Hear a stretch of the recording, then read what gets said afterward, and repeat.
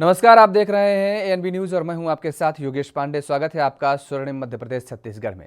खबर छत्तीसगढ़ के रायपुर से है, जहां मुख्यमंत्री भूपेश बघेल ने आज सुबह रायपुर के नारायणा अस्पताल पहुंचकर वहां इलाज के लिए भर्ती साहू समाज के प्रदेश अध्यक्ष अर्जुन हिरवानी से मुलाकात कर उनका हालचाल जाना। मुख्यमंत्री भूपेश बघेल ने हिरवानी के शीघ्र स्वास्थ्य होने की कामना भी की। इस अवसर पर मुख्यमंत्री के राजनीतिक सलाहकार विनोद वर्मा भी उपस्थित रहे।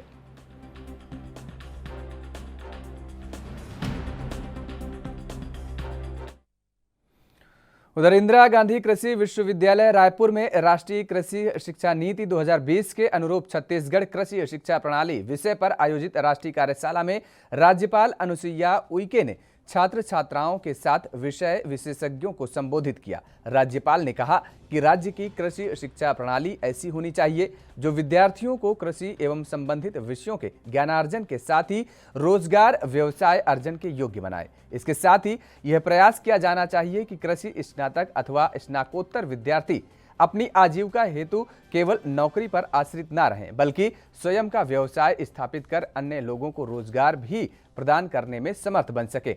राज्यपाल अनुसुईया उइके ने इस अवसर पर विश्वविद्यालय द्वारा प्रकाशित कृषि पंचांग 2022, कृषि ई पंचांग एवं विश्वविद्यालय के अन्य प्रकाशनों का विमोचन भी किया और इंदिरा गांधी कृषि विश्वविद्यालय के अंतर्गत संचालित विभिन्न कृषि महाविद्यालयों, अनुसंधान प्रक्षेत्रों, उत्कृष्टता केंद्रों, कृषि विज्ञान केंद्रों द्वारा आयोजित प्रदर्शनी का अवलोकन भी किया।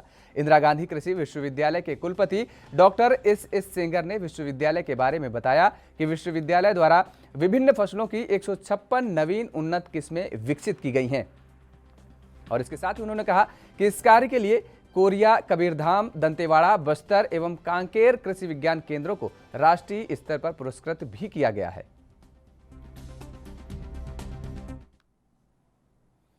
उधर मध्य प्रदेश के मुख्यमंत्री शिवराज सिंह चौहान इस समय भगवान महाकाल की भक्ति में लीन दिखे हैं। इसी के चलते उन्होंने नासिक में श्री त्र्यंबकेश्वर महादेव जी मंदिर में सपरिवार विधि विधान से पूजा अर्चना कर जगत कल्याण के लिए प्रार्थना की है। इसके साथ ही उन्होंने कहा कि आज नासिक में श्री त्र्यंबकेश्वर महादेव जी मंदिर में दर्शन पूजन कर देशवासियों के सुख, समृद्धि, प्रसन्नता और निरोग होने की कामना की। यहाँ नव वर्ष की शुरुआत कर असीम ऊर्जा प्राप्ति की अनुभूति होती है। तो वहीं सीएम शिवराज सिंह चौहान अपना प्रण भी बखूबी निभाते हुए नजर आए और उन्होंने होटल परिसर में एक पौधा भी लगाया।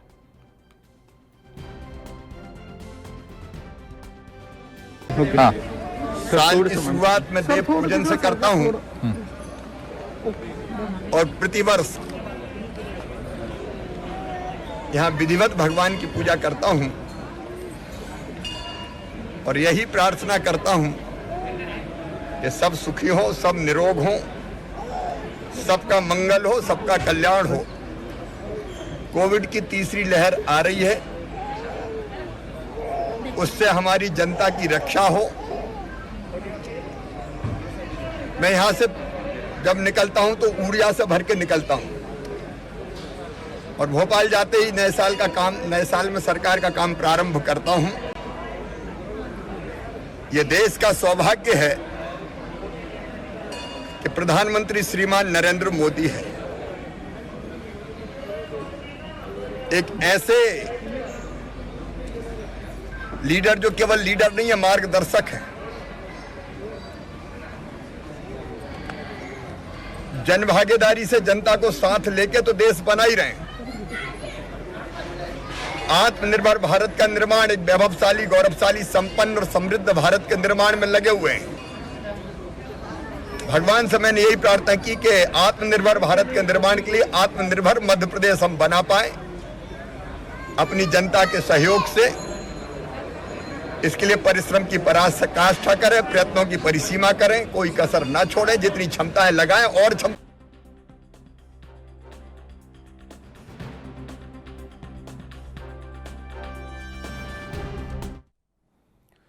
छत्तीसगढ़ में रायपुर के आरडी तिवारी आत्मानंद विद्यालय के कक्षा 10वीं के छात्र आदित्य चौरसिया द्वारा ऊर्जा पर बनाई गई पेंटिंग छत्तीसगढ़ राज्य से नेशनल स्तर पर चयनित एवं पुरस्कृत भी हुई है। इस गौरवपूर्ण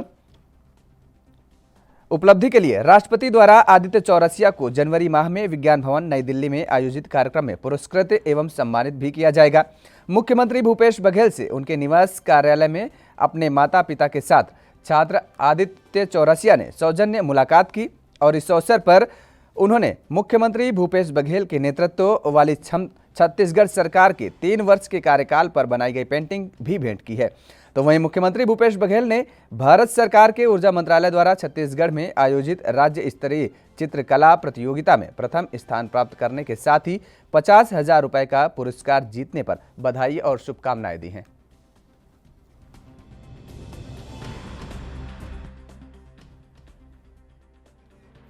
तो रायपुर के आरडी तिवारी आत्मानंद विद्यालय के कक्षा 10वीं के छात्र आदित्य चौरसिया द्वारा ऊर्जा पर बनाई गई पेंटिंग छत्तीसगढ़ राज्य से नेशनल स्तर पर चयनित एवं पुरस्कृत हुई है और इस गौरवपूर्ण उपलब्धि के लिए राष्ट्रपति द्वारा आदित्य चौरसिया को जनवरी माह में विज्ञान भवन नई दिल्ली में आयोजित कार्यक्रम में पुरस्कृत एवं सम्मानित भी किया जाएगा। मुख्यमंत्री भूपेश बघेल से उनके निवास कार्यालय में अपने माता पिता के साथ आदित्य चौरसिया ने एक मुलाकात की और इस अवसर पर उन्होंने मुख्यमंत्री भूपेश बघेल के नेतृत्व वाली छत्तीसगढ़ सरकार के 3 वर्ष के कार्यकाल पर बनाई गई पेंटिंग भी भेंट की है। तो वहीं मुख्यमंत्री भूपेश बघेल ने भारत सरकार के ऊर्जा मंत्रालय द्वारा छत्तीसगढ़ में आयोजित राज्य स्तरीय चित्रकला प्रतियोगिता में प्रथम स्थान प्राप्त करने के साथ ही 50,000 रुपए का पुरस्कार जीतने पर बधाई और शुभकामनाएं भी दी हैं।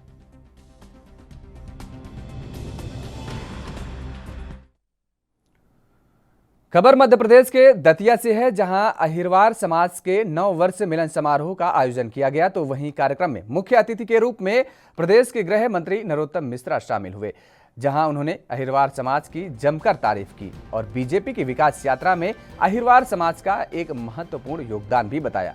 नरोत्तम मिश्रा ने कहा कि बीजेपी की विकास यात्रा में अहिरवार समाज का महत्वपूर्ण योगदान रहा है। सर्वस्पर्शी सोच से प्रेरित बीजेपी नेतृत्व भी अहिरवार समाज के लिए कल्याण के लिए सदैव प्रयत्नशील रहती है।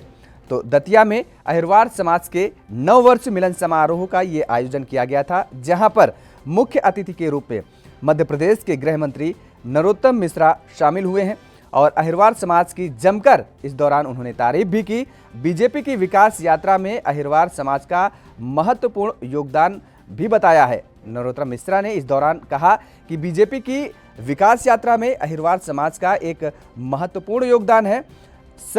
सर्वस्पर्शी सोच से प्रेरित बीजेपी नेतृत्व भी अहिरवार समाज के कल्याण के लिए सदैव प्रयत्नशील रहती है।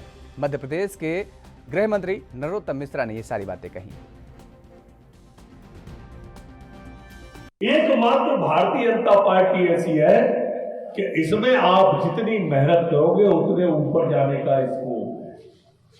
आपकी मेहनत और भाग्य जिस दिन इकट्ठा आ जाएगा, आप ऊंची उड़ान भर सकते हो। और किसी शायर ने कहा है ना कि यूं दूर बैठ करके आसमान देखता है, पंखों को भूल जमाना सिर्फ उड़ान देखता है। जो देखना चाहते हो इनकी उड़ान को, तो और ऊंचा कर दो आप आसमान को। ऐसी नौजवानों की टीम बैठी है मित्रों, और ये टीम हमारी काम करने निकलेगी तो हम संभाग को बदल देंगे, मध्य प्रदेश को बदल देंगे। इतने कार्यकर्ता तो किसी राजनीतिक दल पे नहीं है जो ईमानदारी से डूब के भाजपा को समझना चाहती है। और मित्रों, भाजपा भी ईमानदारी से डूब के आपको अपनाना चाहती है, अंगीकार करना चाहती है, स्वीकार करना चाहती है, अपना सब कुछ आप पे लौटाना चाहती है।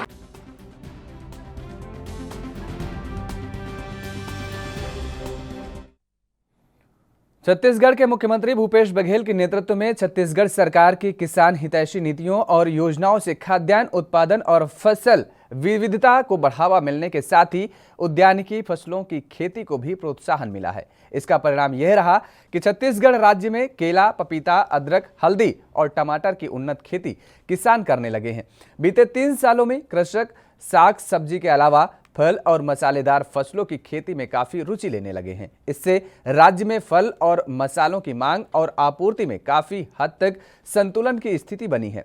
किसानों की आय में भी वृद्धि हुई है। राज्य में मुख्यतः केला, पपीता, टमाटर की खेती के अलावा हल्दी, अदरक और शकरकंद की खेती कृषकों द्वारा की जा रही है।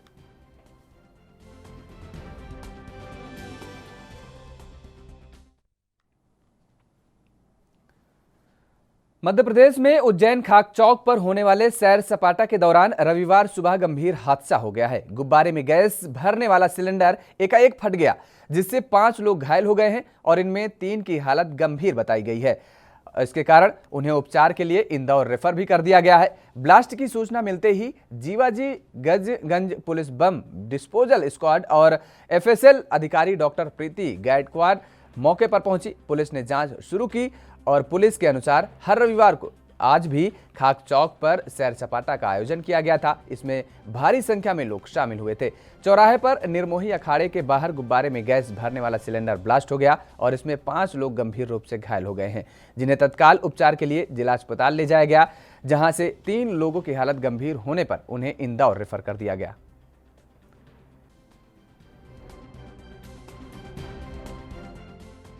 तो उज्जैन खाक चौक पर होने वाले सैर सपाटा के दौरान आज सुबह गंभीर हादसा हो गया है।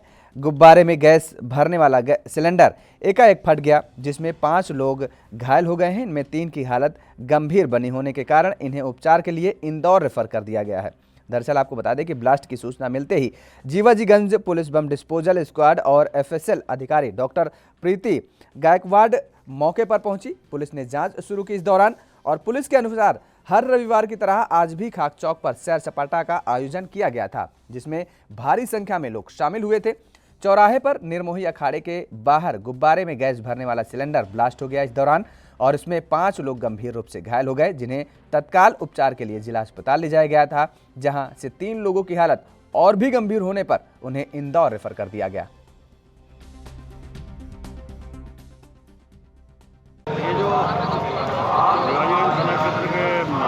चौराहे पर जो सैर सपाटे का आयोजन किया जाता है, वहाँ गैस के गुब्बारे भी बेचे जाते हैं। तो आज लगभग 6:15 बजे की घटना है। एक सिलेंडर ब्लास्ट हो गया, 5 लोगों को चोटें आई है। एक 8 वर्ष का बच्चा है नक्श करके, उसे पिछले इससे दाहिने पुट्ठे में कुछ थोड़ा मतलब सर्जरी की ज़रूरत है, वो ज़्यादा गंभीर माना जाता है। उसको इंदौर रेफर किया गया। शेष 4 अन्य लोगों को चोट आई है। एक 40 साल का दूसरा गैस गुब्बारे वाला है अल्ताफ करके, बाकी बच्चे 14 साल 15 साल की एज के। क्या कार्रवाई कर रहे हैं इसमें?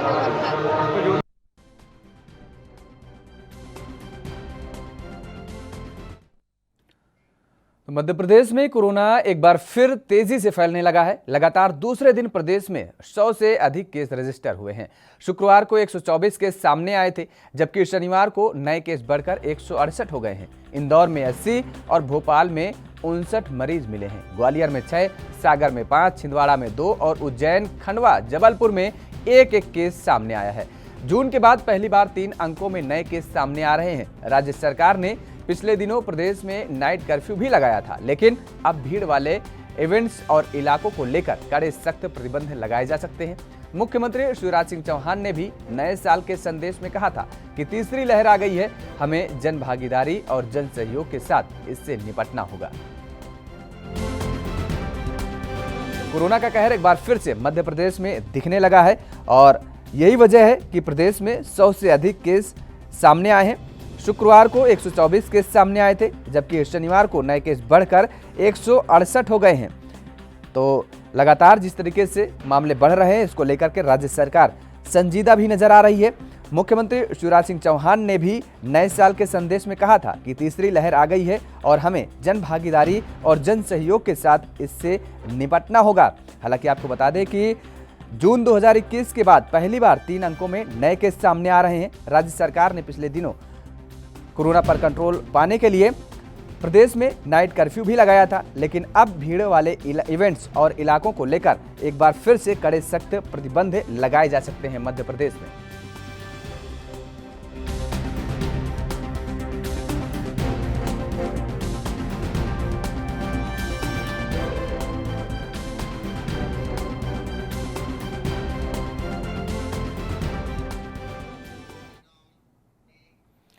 तो एमपी की राजधानी भोपाल में कोरोना गाइडलाइन का उल्लंघन करने पर पुलिस ने आधा दर्जन से ज्यादा बार, रेस्टोरेंट, रिजॉर्ट पर कार्रवाई की है। भोपाल के club cabana, Moksha restaurants, water villa resort, picture bar समेत अन्य पर कार्रवाई की है।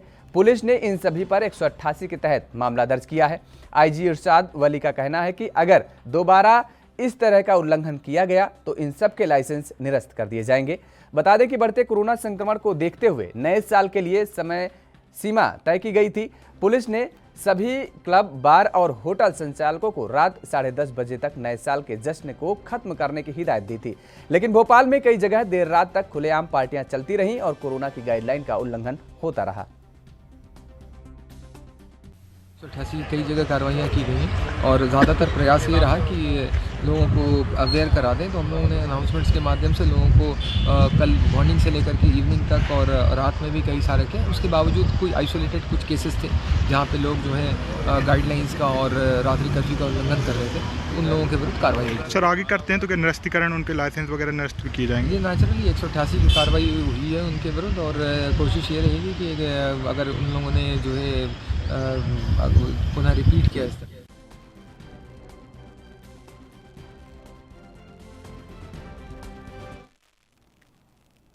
एमपी में राज्य और केंद्र सरकार की ओर से मजदूरों के लिए कई योजनाएं चलाई जा रही हैं। औद्योगिक नगरी पीथमपुर में दिहाड़ी मजदूरों को योजनाओं की जानकारी देने श्रम विभाग ने अनूठी पहल की है। सरकार की मंशानुसार मजदूरों को योजनाओं का लाभ मिल सके, जिसको लेकर अधिकारी मजदूरों के पास पहुंचे और जहां उन्होंने योजनाओं के बारे में जानकारी भी दी और मजदूरों को योजनाओं में पंजीयन कराने की सलाह भी दी। इसके साथ ही योजनाओं का लाभ लेने के लिए उन्हें प्रेरित भी किया गया।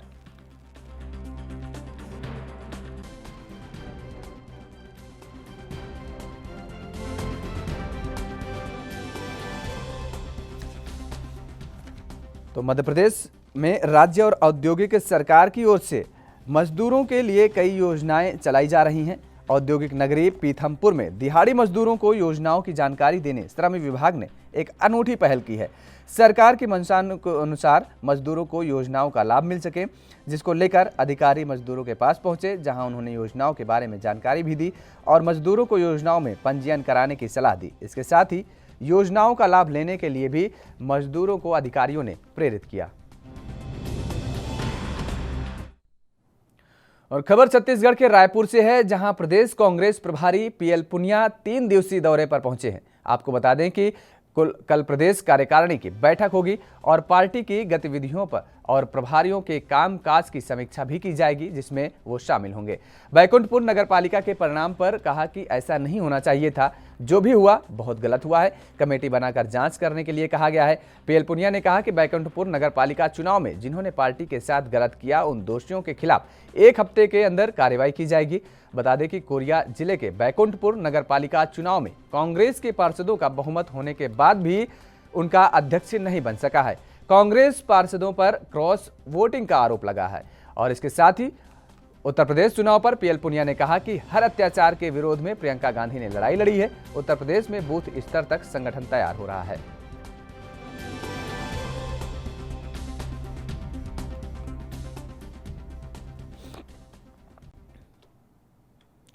महाराष्ट्र में बंधक बने एमपी बालाघाट के 18 बैगा आदिवासी मजदूरों की नए साल के पहले दिन घर वापसी हुई है। दरअसल बिरसा ब्लॉक ग्राम समनापुर बंदाटोला के रहने वाले मजदूरों को ठेकेदार 1 दिसंबर को महाराष्ट्र के नंदेड़ ले गया था। यहां के चिंचोली गांव में मजदूरों को बंधक बनाकर काम कराया जा रहा था। जिले के पुलिस प्रशासन ने तत्परता से सभी श्रमिकों को बंधन मुक्त करा लिया और शनिवार को बालाघाट लौटे श्रमिकों का मंत्री रामकिशोर कावरे और पिछड़ा वर्ग कल्याण आयोग के अध्यक्ष गौरीशंकर बिसेन ने सर्किट हाउस में स्वागत किया। श्रमिकों को 20-20 हजार की सहायता राशि भी इस दौरान दी गई। लोगों को मध्य प्रदेश सरकार की तरफ से जो लाभ मिलना चाहिए, इस प्रकार से जो प्रताड़ित रहते हैं उनको लाभ मिलना चाहिए। अभी हमने आप सब लोगों की उपस्थिति में 20-20 हजार हमारे 18 मजदूरों को हमने देने का काम किया है। ये एक पहली बार बालाघाट जिले में जानकारी इस प्रकार से हुई है। निश्चित रूप से हम और आप सब लोग जनप्रतिनिधि, पत्रकार बंधु और सारा समाज, यदि इस प्रकार से कोई व्यक्ति अगर परेशान है, कोई व्यक्ति फंसा हुआ है, कोई व्यक्ति अगर बंधक है, तो उनको छुड़ाने के लिए हम सब लोग मिलकर अगर काम करेंगे तो निश्चित रूप से उसका तत्परता से सूचना मिलने पर 28 को सूचना मिलती है और 28 को यहाँ से टीम रवाना होती है और 500 किलोमीटर दूर नांदेड़ में जाकर एक चिंचोली कोई विलेज है, वहाँ तक ये पहुँचते हैं। इनको छुड़ाकर लाए। मैं हमारे ज़िले के कलेक्टर मिश्रा जी को, उनकी पूरी टीम को इस बात के लिए बधाई देना चाहूँगा कि तत्परता से आपकी कार्रवाई के कारण ये मजदूर आज बंधन मुक्त हुए हैं। मैं सभी हमारे 18 जो मजदूर हैं उनको शुभकामनाएं देना चाहता हूँ, और जिन्होंने प्रत्यक्ष तो अप्रत्यक्ष रूप से इसमें सहयोग दिया है उनका भी। सर हमको बोल के लेके गए थे कि नागपुर और ये वर्धा के बीचों बीच काम है, ऐसा करके बोल के लेके गया। नहीं पता था कि हमको नांदेड़ लेके जाएगा। नांदेड़ क्या काम करते थे वहाँ? सर वहाँ गन्ना कटाई का काम करते थे। फिर क्या दिक्कत परेशानी हो रही थी? सर वहाँ खाने पीने का और रहने का सुविधा कुछ भी नहीं था, और ये सब बोल के लेके गया था कि सबकी सुविधा होगी। खाने पीने के लिए, खर्चे के लिए पैसे भी नहीं दे रहे थे, और पैसे मांग रहे थे तो मारपीट कर रहे थे, झगड़ा लड़ाई कर रहे थे, हमारी जात पे गाली गलौज।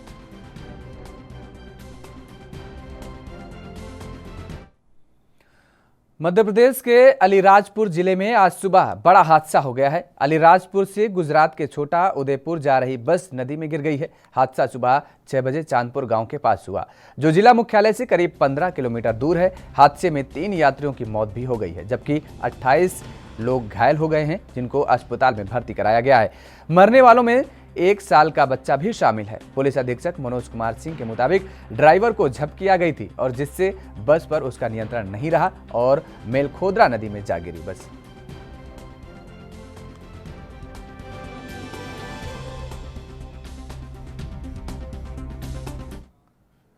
मध्य प्रदेश के बालाघाट में हर साल की तरह इस साल भी विशाल चुनरी यात्रा निकाली गई है, और यह यात्रा महाकाल और बब्बर सेना संघ की ओर से निकाली जाती है। इस साल भी यह यात्रा नगर के प्रत्येक चौक चौराहा से होते हुए मां काली मंदिर पहुंची। वहीं विशाल चुनरी यात्रा में हजारों की संख्या में भक्तगण चुनरी को पकड़कर मां काली पेट मंदिर में मां को चुनरी भेंट की है। मां काली पेट मंदिर में विशाल भंडारे में हजारों की संख्या में भक्तगणों ने प्रसादी ग्रहण कर मां का आशीर्वाद प्राप्त किया।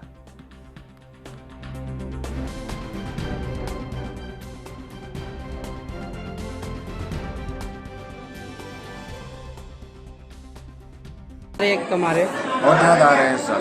अच्छा, हर वर्ष से ज़्यादा इस साल बहुत ज़्यादा भीड़ है हमारे यहाँ। 9 वर्ष से। और मंदिर की कुछ विशेषताएं बताएं। विशेषता तो सभी है यहाँ, तो शक्तिपीठ है। आज हमारी विशाल चुनरी यात्रा है, अभी 1 घंटे बाद चुनरी यहाँ पहुँचेगी, और ये ग्राउंड में विशाल भंडारे का प्रोग्राम है। कितनी लंबी चुनरी है? 9,999 फीट। अच्छा, कहाँ से होकर कहाँ जाएगी? ये कोसमी से मरकट बाबा मंदिर है, मंदिर से माँ काली पाट मंदिर माता जी को चढ़ाई जाएगी। अच्छा, ये यात्रा कितने समय तक रहती है? ये वर्ष में 9 वर्ष में होती है। अभी जैसे उन लोगों ने वहाँ से कभी 1 घंटे बाद यहाँ पहुँचेगी। वो चुनरी चढ़ाने के बाद फिर भंडारे का कार्यक्रम चालू है, भंडारे में सब चले जाएंगे चुनरी चढ़ा के।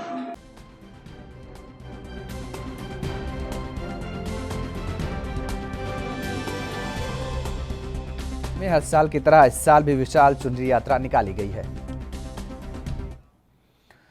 मध्य प्रदेश की राजधानी भोपाल के बैरसिया से लोक स्वास्थ्य यांत्रिकी विभाग की बड़ी लापरवाही सामने आई है, जहां बीते 1 साल से सुंदरपुरा गांव के प्राथमिक स्कूल में हैंडपंप खराब पड़ा है। स्कूल के शिक्षकों ने अधिकारियों से कई बार शिकायत की, लेकिन आज तक हालत जस के तस है, जिससे स्कूल के बच्चे पीने के पानी के लिए मोहताज हैं। विभागीय अधिकारियों की लापरवाही का खामियाजा स्कूल के बच्चों को भुगतना पड़ रहा है। वहीं स्कूल और आंगनबाड़ी केंद्र में जल जीवन मिशन के तहत प्याऊ लगाई जा रही है, जो भ्रष्टाचार की भेंट चढ़ गई है। ठेकेदार मनमानी के चलते गुणवत्ताहीन काम कर रहा है और सरकारी राशि में जमकर पलीता लगा रहा है। अब देखना होगा कि खबर सामने आने पर क्या कुछ कार्रवाई होती है या फिर मामले को दबा दिया जाता है। यह तो आने वाला समय ही बताएगा। ये प्याऊ बन रही है, इसके विषय में क्या कहेंगे आप? बताओ, ये काम करके दे रहे हैं। ऐसा काम थोड़ी नहीं कि जो वो अपन उठा रहा है वो उसी रखेंगे। हाँ, नीचे क्या मसाला माल लगा, सीमेंट वगैरह लगी कि नहीं लगी? मिट्टी है ये तो। मिट्टी है, पत्थर दिख रहा है जी। मट्टी है, मट्टी है। मसाला नहीं लगाया इसमें, ना इसमें सीमेंट है ना रेत है, कुछ नहीं है इसमें। मुन्ना लाल यादव।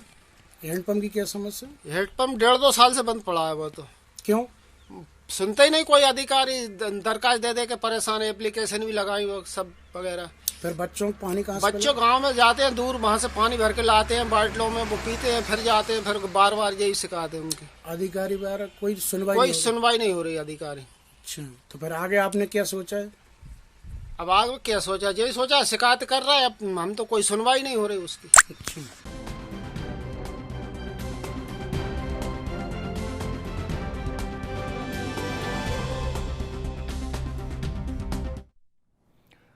तो स्वर्णिम मध्य प्रदेश छत्तीसगढ़ में फिलहाल मेरे साथ इतना ही। देश और दुनिया की तमाम खबरों के लिए आप बने रहिए ANB न्यूज़ के साथ।